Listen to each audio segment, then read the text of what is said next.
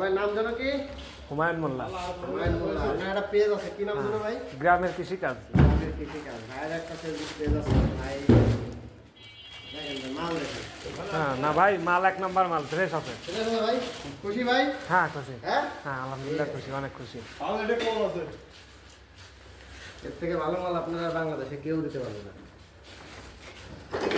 আয় না ভাই, আয় না। একেবারে হাল কম হওয়ার কোনো সুযোগ নাই। হাল ওই পেটির পদ্ধতি দেখছি। কয়েন কম।